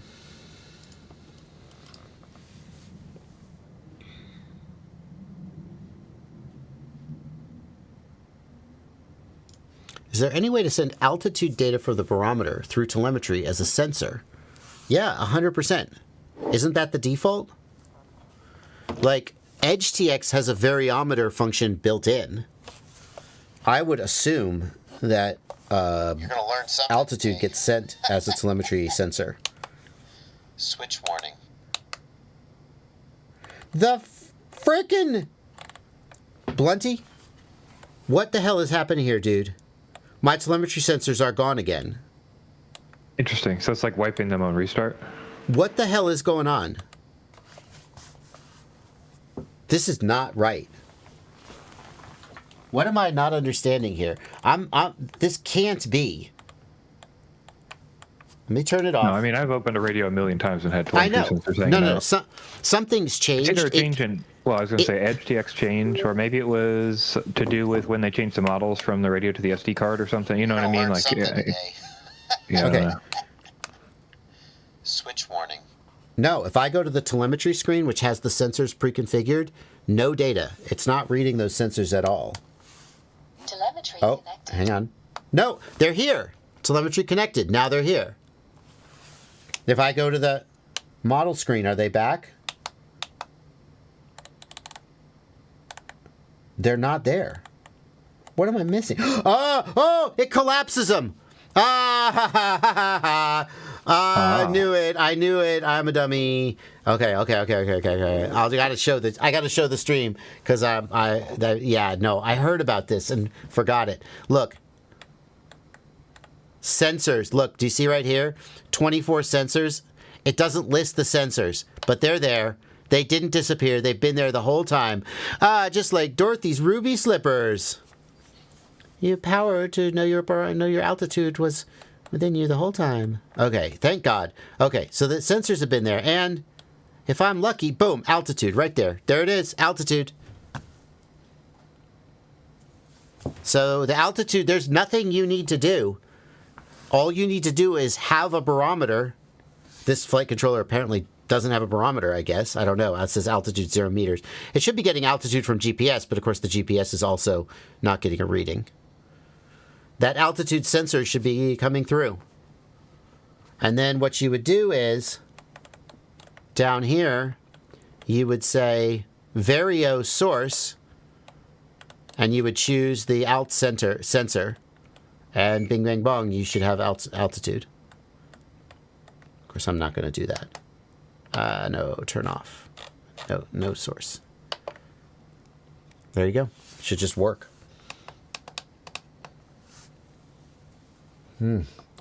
If it was deleting the sensors, that was going to make no sense to me. I knew it had to be me being dumb, because it couldn't be what it seemed like it was.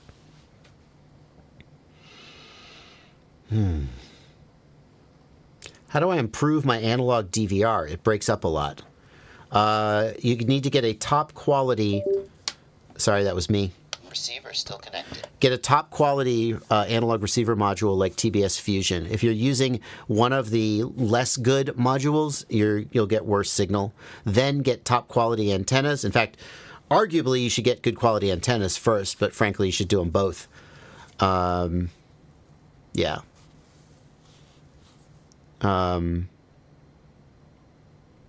Good quality antennas from a name brand like Video Aerial Systems, VAS, or from frickin' TrueRC, two good companies.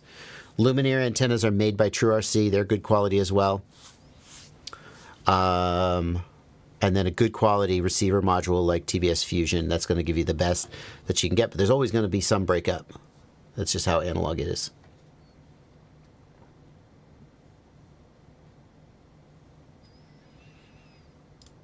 Is it worth training on Sims with a PS4 controller while I wait for my Boxer to arrive? You may as well, but it is going to hold you back. If it's going to be a few weeks to get your Boxer, why not? I have seen people modify their PlayStation controller with a little stick that comes up through the middle of the joystick. I kind of don't even know how they're doing it. And that gives you more control. You could start learning the basics, but it's going to be a lot more of a struggle. And you're going to find the muscle memory to be different, and it's going to be easier. But if you've learned on the PlayStation controller, the muscle memory to go to the regular controller is going to screw you up a little bit. Okay.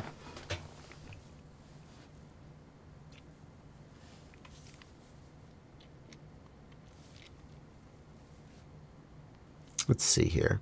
We have currently about 40 questions in the chat queued. We have about 25 minutes left in the stream. Suffice it to say, we won't get to all the questions. I apologize for that. If you did ask a question that we don't get to, again, please feel free to email jb@joshuabardwell.com, and I'll do my best to help you out offline. I'm switching from Radiomaster Pocket to the Jumper T20. Here's another question from the Discord. I'm interested in iNav and fixed wings and think I'm going to need all the possible switches and buttons. What do I use the 4 rotary potentiometers and 2 sliders for, though? A lot of times a potentiometer or slider, such as this knob right here, would be used to adjust a gimbal position. If you've got a camera gimbal, it can tilt up and down or pivot left and right. Sometimes they're used for flaps. Instead of having fixed flap positions, you turn the knob and the flaps kind of go down. These are some of the things they're used for. I use the knobs for volume and brightness, as who just said that? Brandon Beans pointed out. I do the same thing. I have one for volume and one for brightness, although I sometimes also use them for other things in addition to knob volume and brightness if I need them. I'll just overlap that control.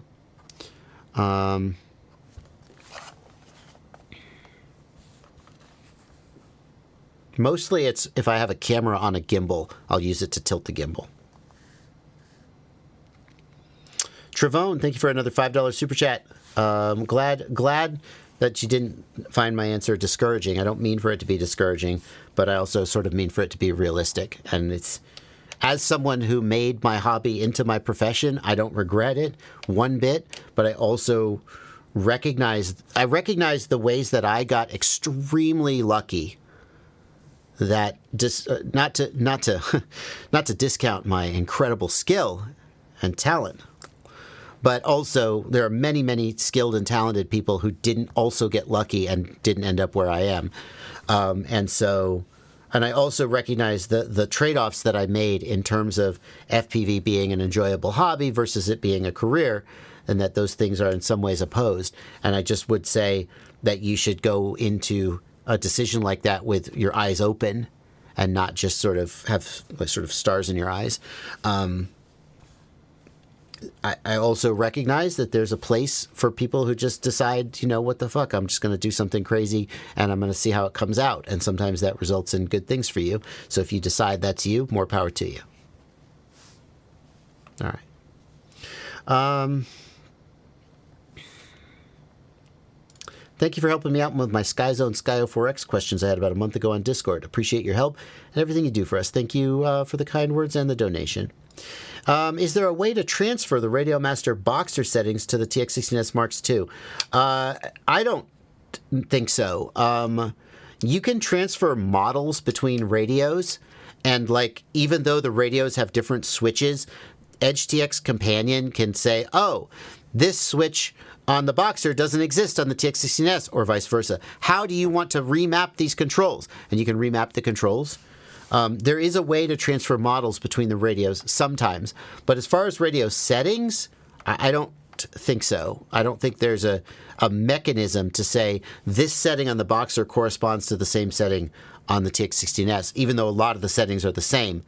I don't think so. I could be wrong. Somebody could tell me, here's how you can do it. But my thinking, I would be too worried that some of the settings would get screwed up, and I would probably just want to do it by hand.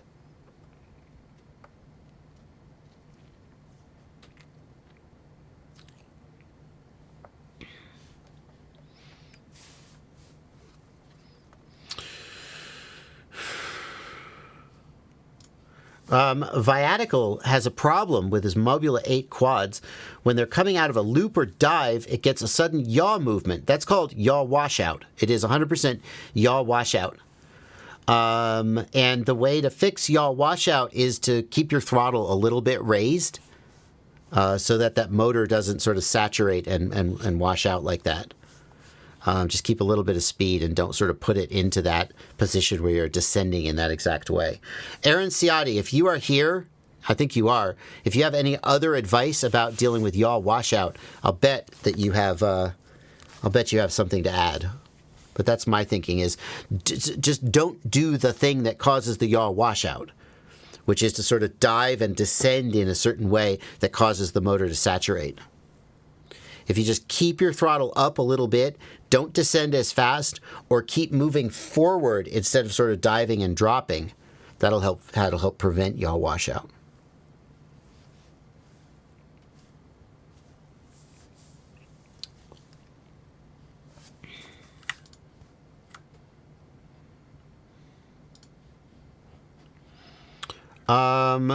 Question: Radio Master dual band cross Gemini Express Alerts receiver shipped with linear antennas. Is it worth it to switch all 4 antennas for proper ones? What do you mean, Poulettes? It is standard to have linear antennas on your control link. What are the proper antennas you're thinking about using? Are you talking about the circular antennas that come on your video transmitter? Your control link uses linear antennas, man. Your receiver should have linear antennas as well. The exact reasons why, that's a deeper question. But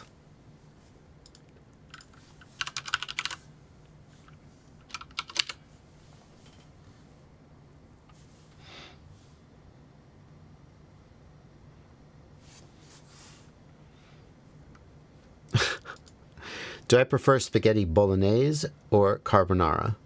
Fabio Pansera, my editor, who is Italian from the Milan area, it makes a mean carbonara. So if Fabio's cooking for me, I take whatever he makes, to be honest with you. But carbonara seems to be one of his sort of specialties and is delicious. If I cook for myself, I would take a bolognese. I would not call it a bolognese because it would be some abomination of a meat sauce that any true Italian would be offended, would be too polite to express how offended they were at the fact that I was calling it a bolognese. But personally, like if I were ordering from a restaurant, I would take a bolognese over a carbonara. But I'm not going to complain about either of them. Does that help?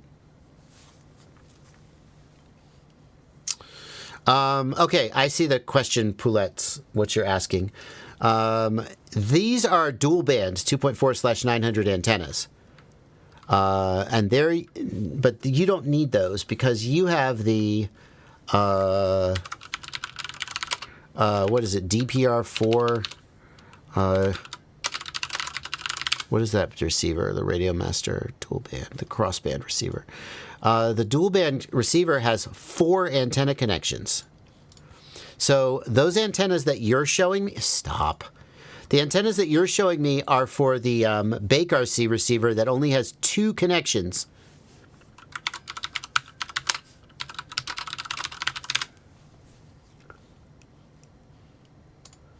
So you're talking about this receiver. This receiver is a dual band receiver, but it only has 2 antenna connectors. And the antennas, stop, can I just use the internet without pop-ups? This receiver has 2 antenna connectors, and both of those antenna connectors do either 2.4 or 900, and they have dual band antennas. The problem with that is that these dual band antennas are not as good as an antenna that's properly tuned for a single band. They're not terrible, but they could be better. Radio Master has 4 antenna connectors and gives you 4 antennas, 2 of them for 900 and 2 for 2.4. That's better in terms of the RF performance, although it does mean that you have to mount 4 antennas, which is kind of a pain in the ass. So you do not need to swap these, and that's the reason why.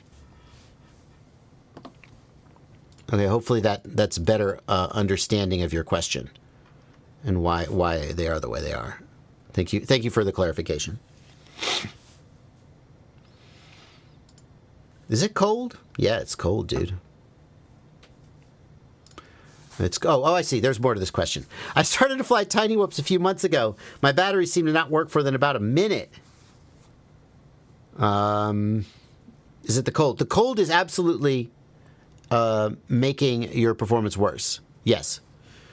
Were the batteries doing better before and now they're doing badly? It's probably the cold.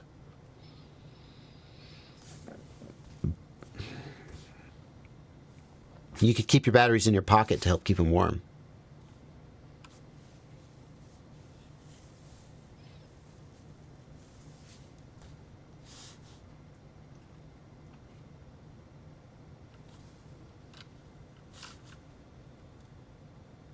But that's what they Pullets, I'm so confused, man. They ship with 915 and 2.4 gigahertz antennas. Are you talking about switching to a T style instead of the whip style? That's fine. You can do that. But all of those are linear. I think there's a little bit of like crossed signals going on here. Good question. Oh, Devere wants to know, can I update my goggles too on Mac? I believe that the DJI Assistant doesn't have a Mac OS version, does it? Let me double check this. I thought I remembered that that was the case. Let's double check. DJI Assistant 2 Consumer Drone Series. No, there's a Mac version. No, you're good to go. You want to update your goggles too on Mac? Boom, there you go. Mac OS PKG, download, install.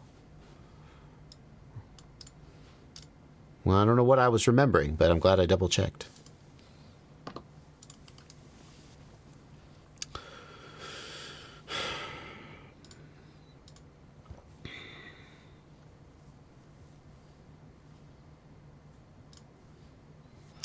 Is it a good idea to mount the TPU feet and arm protectors between the arm and the motor to avoid the screws pulling through?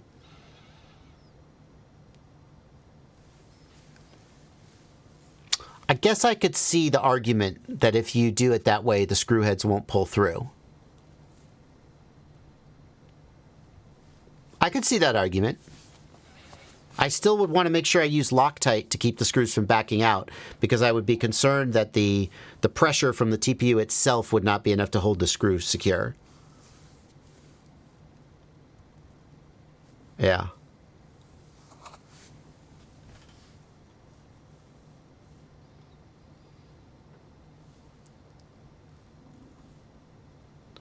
What's the best controller to get for long term as a beginner? I mean, I think there's an argument that as a beginner, you should just get the Radiomaster Pocket. And it may be one that you'll outgrow, but at a price of $60, you're not, I mean, that's not like zero money, but in the scale of you as an FPV pilot and your total sort of career as an FPV pilot, $60 is not that much money. If you later outgrow it, you can still keep it and use it for simulator. You could pass it on to some other beginner who needs it. You know, $60 is sort of such a small amount of money in the scale of this hobby that it's basically a no-brainer. If you wanted something that you were going to grow with a little bit more, I would say the Boxer is where I would start. And then you could move up to the TX16S, but the TX16S is like a little bit, it's kind of big. It's a little bit much for some people, but it has a nice screen and, you know, either any of those would do. It just depends on kind of what your budget is. I feel like the Boxer is the sweet spot for ergonomics, controls, fairly sized screen. To me, the game controller style of the Pocket is not my favorite, although some people really prefer it.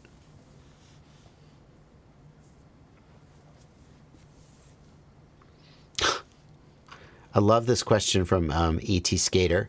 Is there a battery cheat sheet that shows safe voltage levels while flying for different milliamp hours and cell amounts? Good news, ET Skater. The number is the same regardless. All you need to remember is 4.2 volts per cell is full charge. 3.0 volts per cell is you ran out of gas, so don't do that. And around 3.5 volts per cell is generally a good place to start thinking about maybe I should come in and land. Okay? And then just multiply that by the number of cells, or put your battery average cell voltage in the OSD and you don't even need to think about your cell count.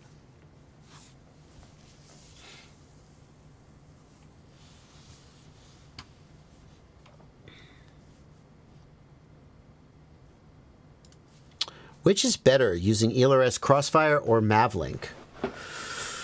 That's an interesting question, Richard Flores. You're talking about your control link.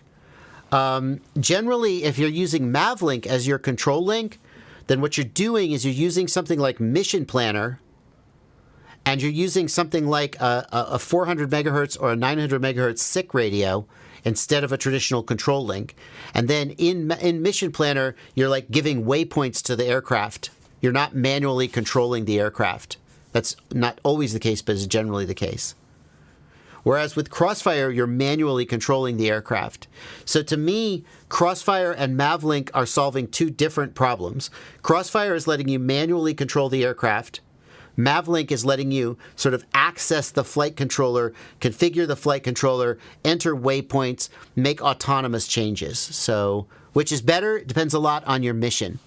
If you have a mission where you need manual control of the aircraft, Crossfire is going to be the way to go. If you have a mission where you need to use Mission Planner to adjust the sort of autonomous mission, then Mavlink is going to be the way to go. It's a drastic oversimplification, but it is, well, it's the best you're going to get from me at this time.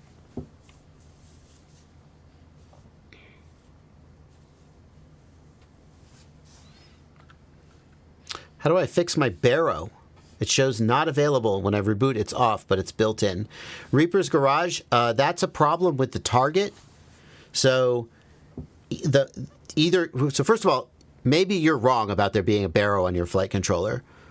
That happens sometimes, and I think you should just consider that maybe your flight controller doesn't have a Baro and you've misunderstood something.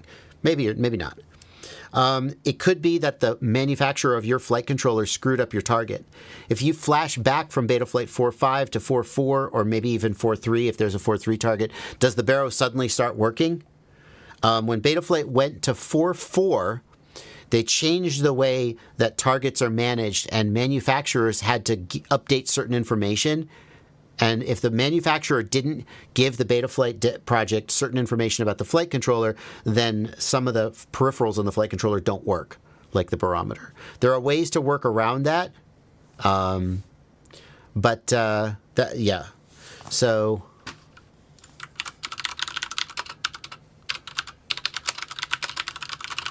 what you can do is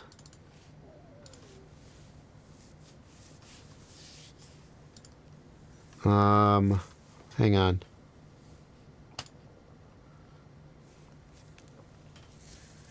What you need to do, yeah, I'm trying to find the Betaflight wiki.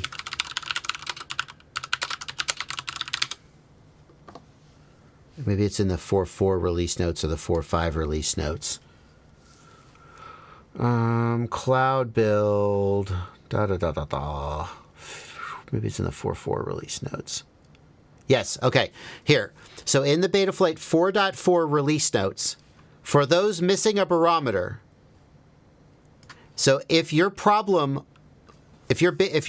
works in 4.3 but not in 4.4 or 4.5, you can try this. And what you would do is just copy all of this. Okay? Right-click, copy.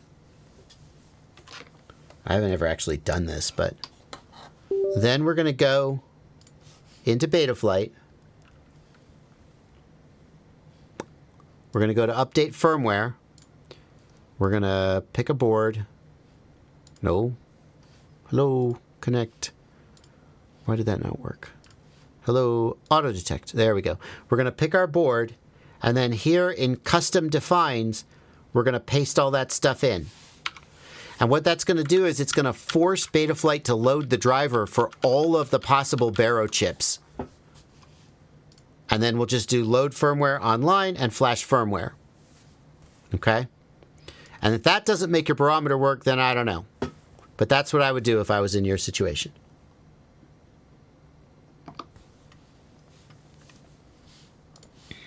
That is incorrect. Nick Hayes in chat says it doesn't work unless you add use to the beginning. That is incorrect. It says specifically when you look at that custom defined section, it says you do not need to include use at the beginning. Did it ever require that? Once upon a time? I'm not sure, but okay. It definitely doesn't now. Okay, let's double check that. Custom defines. Over the thing on the right, yeah. But without the use underscore prefix, it will be added automatically for you. Yep, it says that. I don't know if you can read it because it's so small.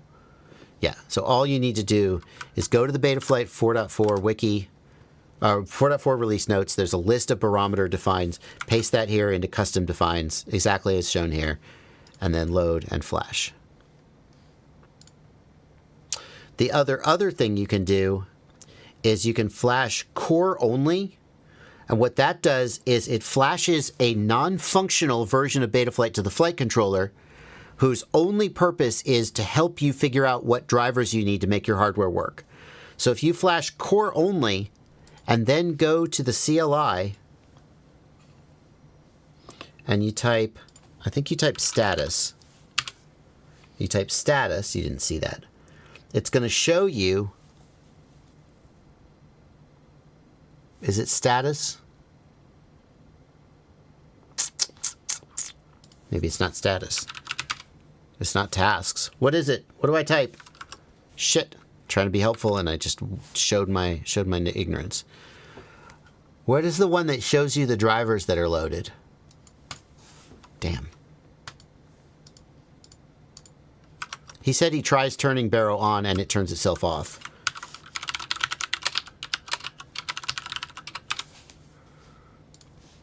What do you type in status after flashing core only?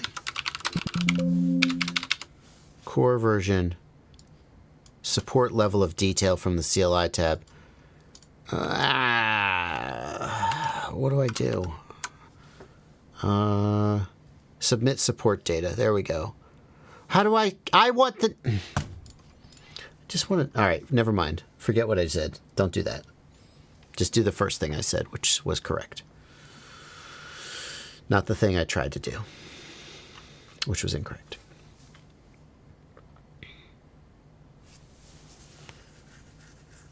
All right. We're coming to the end of the stream.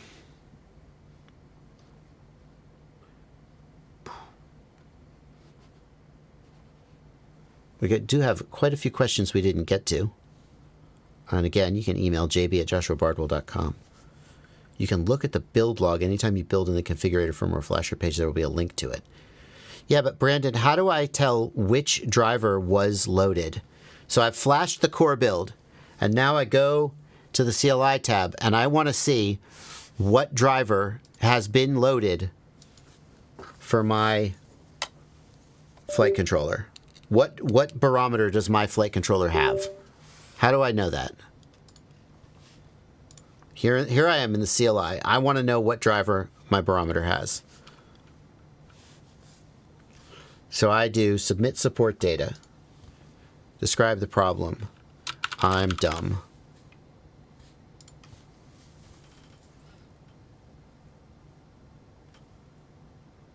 All right, so it does this stuff. Support data submitted. Do I scroll back through this and I can see? Aha. Maybe so. Devices detected, SPI1. Gyro is detected. Gyro MPU 6000, MPU 6000. This flight controller may not have a barometer. Well, that would certainly... Okay, what about this one? Well, I kind of want to know. I think this one does have a barometer. CLI tab. Submit support data. Do you have to enable the Baro feature on the flight controller? I think that was what Brandon was asking. Or will it show up regardless? It should load the driver regardless. Well, I haven't flashed the core. I haven't actually flashed the core, so the barometer is enabled here, though. I'm not going to flash core to my flight controller and have to reload the config of my flight controller. I don't want to do that. But I should still... So, barometer is enabled here. So if I do submit support data, I'm still dumb. Submit. Hello? Where? Why did I not see any of that stuff? Submit support data. Because it probably generates the ID or something. But I saw the whole dump last time. Right. I'm annoyed. How do I look up this ID?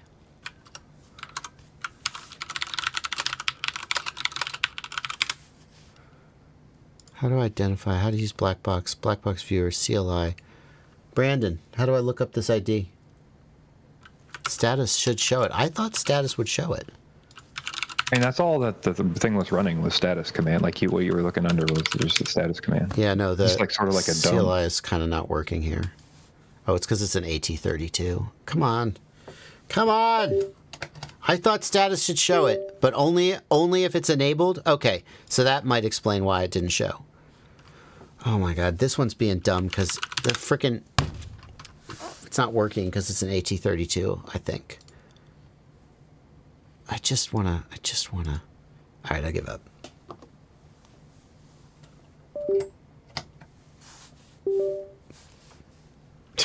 So frustrating. Connect. No, we're not going to connect. Do I need to reload my AT32 drivers? I'm not going to do that right now. Here we go. And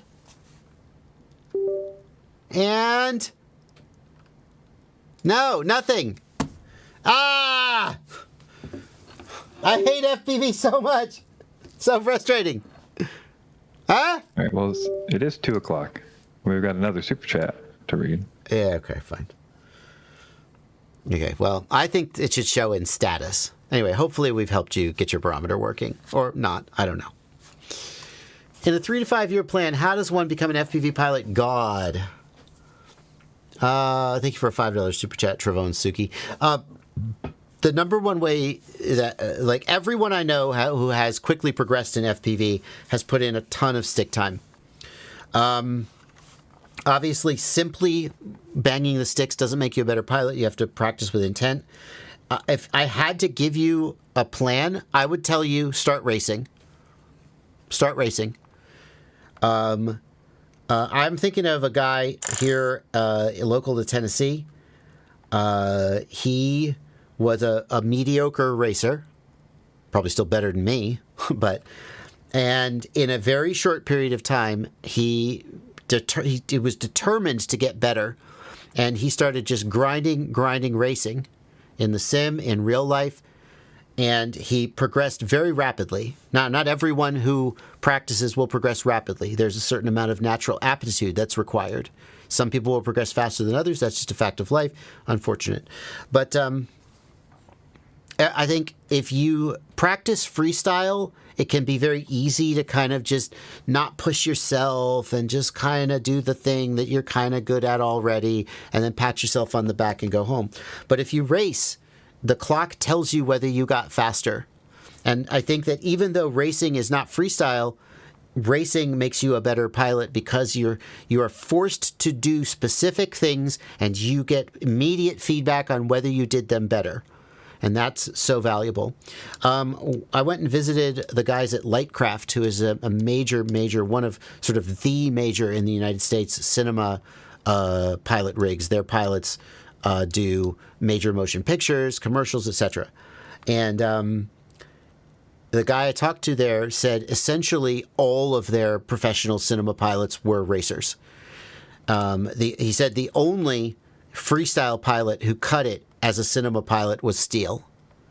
That every other freestyle pilot was, when you're a cinema pilot, you have to have the drone exactly here at exactly this time because you've got a move you've got to make. And you can't miss your timing and you can't like miss your line. And he said freestyle pilots just couldn't cut it. And racing pilots, obviously some racing pilots also couldn't cut it. But only racing pilots reached a level of repeatability and consistency that they could cut it as a cinema pilot. And then the other thing I observe is that pretty much all racing pilots are also half decent or great freestyle pilots, but many freestyle pilots are not great racing pilots. So if you want to get good, start racing.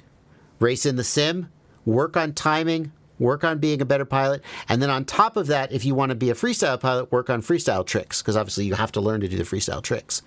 But that's what I would say. And then just put in the time and hold yourself to a standard and continue to progress. Anyway, that's going to do it for the stream. Thank you, Blunty, for being here. Thank all you guys for being here. Again, if I didn't get to your question, I apologize. That's how it goes. Ask your question, jb@joshuabardwell.com. Send me an email. I know. Who uses email anymore? Okay, Grandpa. That's me. I'm Grandpa. I'll use email. And I will see you in the next one. Is Siadi streaming? We going to plug him? Siadi, are you here? He was in the stream earlier. I don't see him. There it is. If you want to keep the love going, head on over to Aaron Siadi's stream. Here's a link. Helping viewers fly smoothly. Q&A. Just check him out. That's going to do it for me, though. See everybody. As soon as I figure out how to end my stream. Boom! There we go. End stream.